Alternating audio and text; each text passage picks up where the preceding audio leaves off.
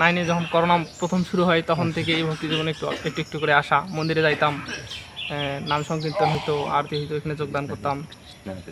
মানে করোনা তাহলে অনেকটা উপকার করছে আর কি আমাদের অনেকটা ক্ষেত্রে, উপকার করেছে। যখন আমরা বাসায় ছিলাম। তো তার বাহন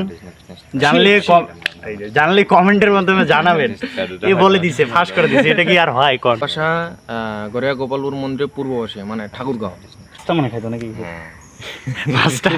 অনেকে বলে মাছ নাকি নিরামিষের মধ্যে পড়ে। আসলে হরে কৃষ্ণ, হরিবুল, Radhe Radhe. Welcome to religion of Sanatan channel. আজকে আমি আপনাদের সাথে যে বিষয়টা শেয়ার করতেছি সেটা হচ্ছে আমাদের এই যে অবস্থানরত কিছু নতুন ভক্ত রয়েছে যারা ভক্তি জীবন পালন করতেছে খুব সুন্দরভাবে, এবং আমরা তাদের কাছে শুনবো তারা আসলে কি করতেছে এবং কোথা থেকে এসেছে।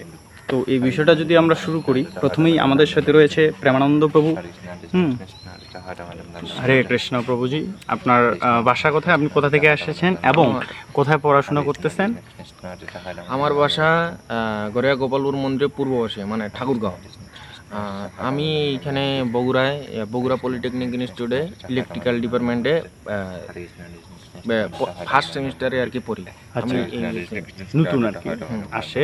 এখন কথা হচ্ছে আপনি কিভাবে, কখন ঘুম থেকে ওঠেন সকালে?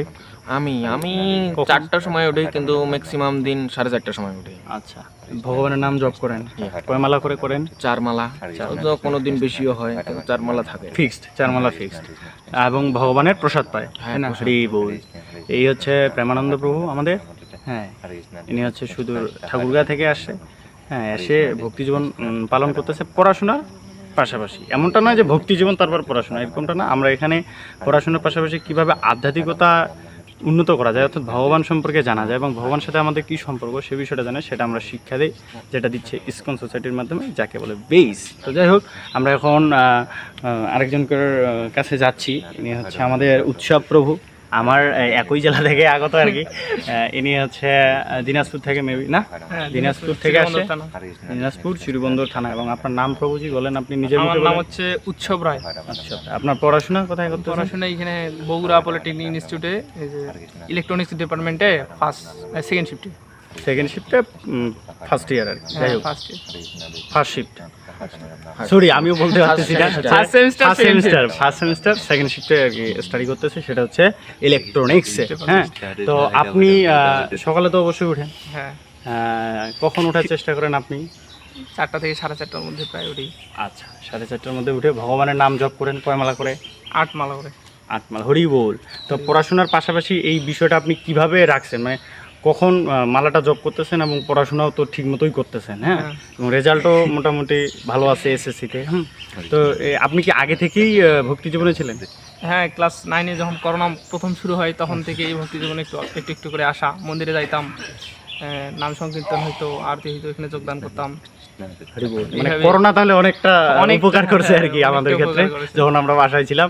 তখন সবাই হচ্ছে কি প্রেমানন্দ প্রভু কিন্তু আগে থেকেই ভক্ত আর কি, ভক্তি জীবনের সাথে সংযুক্ত ছিল প্রপারলি। তো যাই হোক, এরপরে হচ্ছে খুবই ভালো প্রভুজি।